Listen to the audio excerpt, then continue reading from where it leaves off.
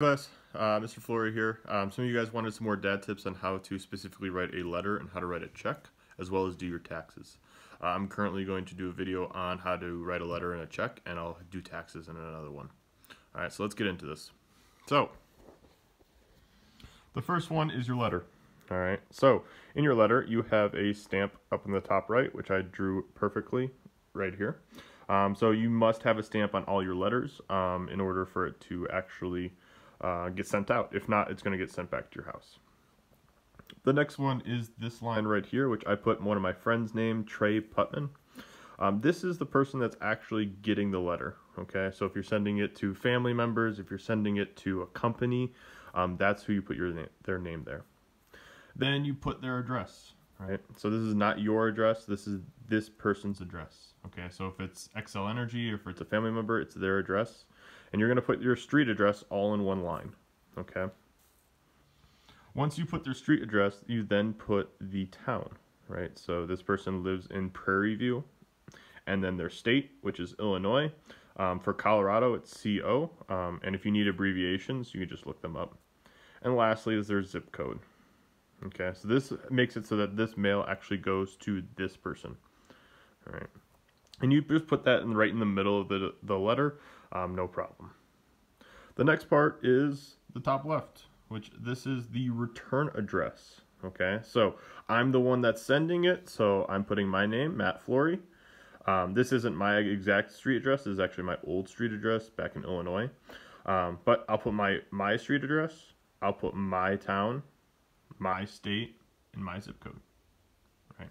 So the reason why you would do this is that if it gets lost in the mail, they have somewhere to ship it back to. Right. If you don't put this, and let's say Trey never gets this letter, it gets lost in the mail, he's not there to pick it up, etc., etc. The Trey moved. A lot of times that happens. They'll send it back to this address at least, and that'll be at least a way to getting it back and sending it to him another time.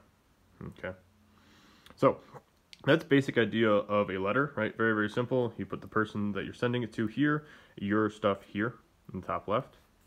The only other thing I want to say about the stamp is when you get a stamp, you can buy these at like Walmart or Walgreens. You just ask for a book of stamps. It's really cheap. But if you want to send it to international, right? If you want to send it to another country because your family, like I always send my Christmas cards to my family in Italy, I have to get a special type of stamp for it, which does cost more. Okay, and I think the same thing with military. I don't think you need to get a stamp for military. For example, Trey is in the military. Whenever I send him stuff, I don't need a stamp. Okay, so that's letters. The next one is checks. Okay, so I printed off here is a basic fake check that you can actually practice on if you want to. But it's very, very simple. Okay, so the first thing is the number. The check number is going to be there in your checkbook. It starts off at 1 and it goes on forever. And whenever you buy new checkbooks, it keeps this updated. So you don't actually have to fill this part in. Your date, well, that's the date that you're sending it, right? So today is January 3rd, 2021, excuse me. Okay. Then let's get to this part, right? So this is pay to the order of, pay to the order of. So I'm paying my electricity bill. Well, the person that does electricity is Xcel Energy, right? If you're sending it to Xfinity for TV, that's who you send it to. If you're sending it for rent, you put that company's name down there, okay? After that, you're going to tell them how much you're paying. So in here, I'm paying $88, right? I just picked a number for this one, but whatever your rent or whatever you owe, that's what you put there. Lastly, well, second to last, you put down the amount that you put over here. You put it down here, and you just write it out. So 88, 0 cents, and 100, right? And then a line. And I do the line here. This is something that I was taught when I was younger, and the reason why is because then no one can change your check, right? If someone tries to add money, right, 8800, and I want to put in like thousands to make more money off of this person, I can't because there's a line there, and it goes all the way through.